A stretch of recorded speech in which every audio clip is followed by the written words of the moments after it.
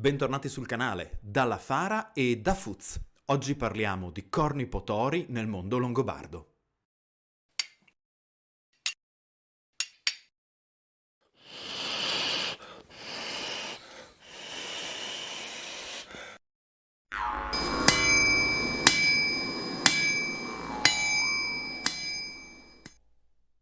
Bentornati e come sempre grazie a chi ci supporta iscrivendosi al canale, cliccando la campanellina, condividendo i video, ma soprattutto abbonandosi, diventando un Patreon o coi super grazie. In descrizione trovate come fare se foste interessati.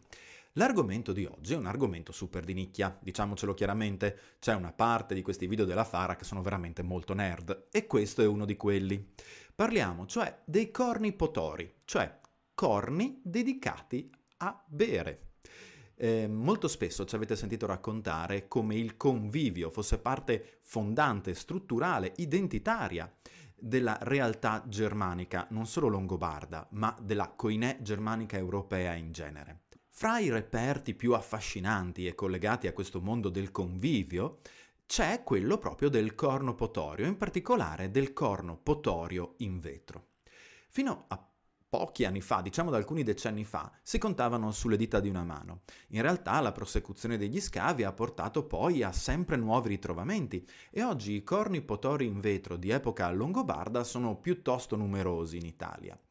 Ma come sono fatti? Che caratteristiche hanno? A cosa potevano servire? E cosa ci raccontano del mondo longobardo e del suo rapporto col mondo tardo antico romano? Beh, innanzitutto ci raccontano di una moda che nasce molto lontano, che nasce probabilmente nel bacino del Reno, già nel III secolo, e che poi arriva in Italia attraverso i Longobardi. Sì, perché questi corni potori, che poi vedremo e analizzeremo, compaiono con l'arrivo dei Longobardi e scompaiono quando questi smettono di ritenerli interessanti e alla moda. Ma prima di questa tipologia erano già stati realizzati per numerosi secoli dei corni potori in vetro leggermente differenti per tipologia e stile che andavano per la maggiore nel mondo germanico oltralpe. Fra gli anni 50 e gli anni 70, in due saggi, Vera Evison ha catalogato questi corni potori in vetro, trovando 4 macro categorie suddivise per caratteristiche stilistiche, quelli più semplici con gancini in sospensione, quelli con punta terminale piatta a tappo, appunto stili diversi con decorazioni diverse che corrispondono anche a cronologie e aree geografiche. La tipologia che a noi interessa è la quarta, l'ultima, che sembra essere tipicamente longobarda in Italia. Questa tipologia ha al suo interno 2 o 3 sottotipologie e la prima è quella che vede la decorazione del corno in vetro con dei motivi a piume lungo il corno stesso. La seconda è quella che invece vede delle decorazioni fatte con degli elementi vitrei aggiunti alla struttura principale del corno e lavorati a pinze e con la parte terminale del corno spesso realizzata in un bottone bianco di vetro che poi prosegue in una decorazione nella parte appunto più bassa del corno stesso e alcuni sottolineano una terza tipologia derivante da decorazioni lineari bianche sul corno. La seconda tipologia, quella con il motivo decorativo con elementi di vetro apposti sopra la struttura principale a creare una gabbia spesso a rombi, è quella più diffusa in Italia. In particolare ne troviamo a Nocera Umbra, a Casteltrosino, a Spilamberto, in alcuni siti della Lombardia, a Cividale, a Roma. Addirittura esiste un esemplare molto strano in Sardegna, che nulla ha a che fare con i Longobardi, ma che indica come questo oggetto d'uso fosse alla moda e che in questo caso venisse poi rielaborato in un territorio culturalmente bizantino. Ecco quindi che questi corni si trovano spesso all'interno di tombe molto ricche, a rappresentare cioè quindi uno status symbol e ancora una volta molto spesso collegati col convivio. Vi troviamo infatti accanto o altri elementi vitrei utili sempre a bere, calici, bottiglie a sacco, oppure addirittura rimasugli votivi legati al banchetto funerario, ossa di uccello, alimenti di vario tipo. Quindi possiamo dire con certezza che questa tipologia realizzativa di questi meravigliosi corni potori, molto spesso blu scuro o verdi giallognoli, appartenevano all'alto censo della cultura longobarda, della società longobarda, che rappresentavano l'apoteosi della cultura del convivio e che probabilmente non avevano una predilezione di genere. Li troviamo infatti tanto in tombe maschili quanto in tombe femminili.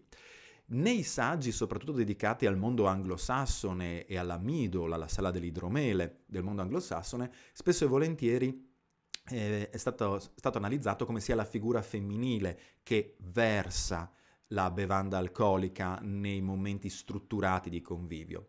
Ci sono poi diverse iconografie più tarde che mostrano figure femminili che porgono corni potori. Ecco forse che possiamo immaginare che questi corni potessero essere di alcuni alti eminenti della società longobarda o in altri casi oggetti da lavoro per le donne dell'alta società longobarda e quindi in uno scambio, in una ritualità dell'atto del bere alcolico che doveva essere molto strutturato e che a noi purtroppo non è arrivato in nessun modo, possiamo solo intuirlo. Questi meravigliosi corni si trovano appunto sparsi per varie regioni d'Italia, con alcune peculiarità. In particolare, alcuni esemplari trovati a Roma hanno fatto ipotizzare che nel meraviglioso sito archeologico di Cripta Balbi, che se non conoscete vi invito ad approfondire perché è veramente un tuffo nella capacità produttiva della Roma altomedievale, ecco, il fatto di aver ritrovato, se non sbaglio, 6 di questi corni frammentati nei pressi di questo contesto ha fatto supporre che Cripta Balbi potesse essere una zona di produzione specializzata. Cripta Balbi è stata spesso interpretata come appunto un quartiere artigianal commerciale specializzato anche nella committenza longobarda, pur trovandosi in un territorio extra regnum.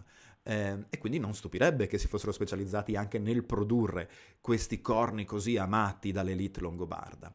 Ci sono poi altre peculiarità interessanti, ad esempio io vi ho detto che molto spesso i colori sono blu o verde, pensiamo appunto a Casteltrosino o a Spilamberto. Ma nel caso della nostra amata Cividale del Friuli abbiamo l'unico esemplare che, pur corrispondendo tipologicamente a quelli decorati appunto con la gabbia precedente alla parte terminale del bordo dove ipoteticamente si appoggiava le labbra per bere, ecco che è l'unico esemplare trovato in Italia color vinaccia, quindi di un colore rosso cupo, molto diverso dagli altri. In ogni caso, la presenza di questi elementi ci fa intuire di nuovo come una grande importanza venisse data ai momenti di ufficialità e che probabilmente in questo contesto si accompagnassero quindi anche i racconti con la lira, altro elemento che noi non troviamo nelle tombe longobarde italiane, probabilmente per una questione di conservazione, ma che invece è molto diffuso nelle tombe germaniche altomedievali in genere, e che quindi culminava probabilmente nell'atto stesso del brindisi con il corno in vetro. Pensiamo all'importanza, ad esempio, del mito di Rosmunda e della scala, cioè della coppa realizzata dal cranio di suo padre. Il brindisi ufficiale, il brindisi simbolico, doveva veramente essere l'atto, se non conclusivo, apicale di tutta una complessa ritualità che si va a ricollegare anche al discorso che abbiamo fatto un paio di video fa sulle spade ad anello, sulla questione della fedeltà e dei rapporti individuali. Condividere il bere, condividere il cibo, va a collocarsi in questa lunga scia di comportamenti, di oggetti e di ritualità che creavano i legami di appartenenza alla banda di guerra, se vogliamo, e poi successivamente al gruppo di controllo del territorio. Un aspetto importante che deriva dallo studio di questi corni potori in vetro è che in alcune tombe, in particolare ce n'è una a Casteltrosino e io qui invece vi mostro un'illustrazione tratta dalla necropoli di Gallo a Cividale del Friuli, sono stati ritrovati degli elementi in argento dorato, in materiale quindi non deperibile che è arrivato fino a noi, che sono stati ipotizzati essere elementi di sospensione per dei corni organici,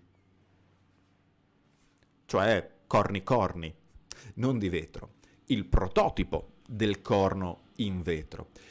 Il mondo germanico il mondo germanico oltralpe ci presenta degli esemplari meravigliosi e ricchissimi di corni decorati. Pensiamo solo agli splendidi esemplari, per citare sempre lo stesso sito, di Satomu. Ecco quindi che questi sistemi di sospensione fanno intuire che probabilmente venissero utilizzati anche corni non vitrei in questo complesso sistema di simboli e significati del convivio. Un errore in cui dobbiamo stare attenti a non scivolare è un tipico rievocatorismo. Per chi non fosse avvezzo al mondo della rievocazione, i rievocatorismi sono quelle abitudini o ricostruzioni che tutti fanno, ma che non sono basate su nessuna fonte e che si sono sempre fatte, quindi si continuano a fare, e che di conseguenza divulgano dati sbagliati a un pubblico generalista. Ecco, un rievocatorismo che spesso affligge sia il mondo alto medievale che quello dell'età del ferro, del mondo celtico, è il corno potorio alla cintura. Ci siamo passati tutti, ci vergogniamo tutti, ma per fortuna il mondo alto medievale italiano ne sta uscendo. Non dobbiamo quindi interpretare questi sistemi di sospensione come qualcosa che venisse sospeso alla cintura, più che altro perché non abbiamo paragoni di nessun tipo in questo campo a livello iconografico, non abbiamo niente che ci dica che questo doveva essere il sistema. Al contrario, se guardiamo a corni potori vitrei delle altre tipologie, di quelle non presenti in Italia, alcuni di questi hanno già dei gancetti fissi all'interno del vetro apposta per essere sospesi, a dimostrare quindi che in effetti durante l'utilizzo nel banchetto venivano appesi o a delle strutture fisse o a delle strutture portanti in materiali magari deperibili. Ecco quindi che nel caso del corno in materiale organico, che non poteva essere forato e non poteva essere fornito di ganci aggiuntivi, si creava una struttura di sospensione con questi lacci laterali, molto probabilmente.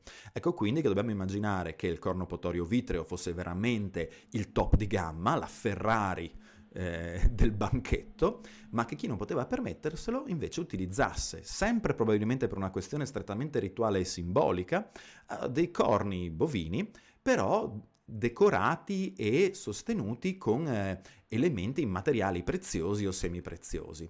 A dimostrazione quindi di nuovo che quando i Longobardi arrivano in Italia portano con loro una moda che è propria e che affidano però a degli artigiani locali chiedendo di realizzare dei prodotti nuovi che coniughino il gusto longobardo e la moda longobarda con l'expertise tecnica dei lavoratori del vetro nel mondo romano. Da qui i meravigliosi corni potori in vetro di cui abbiamo parlato oggi. Prima di salutarvi, vi ricordo che mercoledì 21, alle ore 21, ci sarà una diretta qui sul canale della Fara. Ci sarò io e Andrea Bellotti. Andrea Bellotti è archeologo per formazione e per lavoro, si è laureato a Siena, è fondatore, e infatti noi lo chiamiamo il fondatore, di Let's Dig Again, una web radio che poi è diventata in realtà un polo multimediatico di divulgazione archeologica, che a sua volta è fra i promotori di un meraviglioso convegno che si terrà il 1 e 2 marzo a Firenze, intitolato CAST, è dedicato all'utilizzo dei giochi da tavolo per la divulgazione del dato storico-archeologico. Essendoci anch'io fra i relatori di questo convegno, con un piccolissimo intervento sui reperti longobardi legati al mondo del gioco, vi ricordo che c'è già un video sul canale se siete curiosi, ecco, ho deciso insieme agli altri membri dell'associazione di provare a ospitare Andrea, il fondatore, in una diretta e discutere tanto del convegno quanto del valore divulgativo che c'è dietro il loro lavoro come Let's Dig Again e come Cast, non molto diverso da quello che facciamo noi come Fara. Vi aspettiamo perché sono importantissime le vostre domande per capire cosa interessa al pubblico e quindi, a maggior ragione, aggiustare il tiro nella pratica divulgativa. Bene, alla prossima e mandi!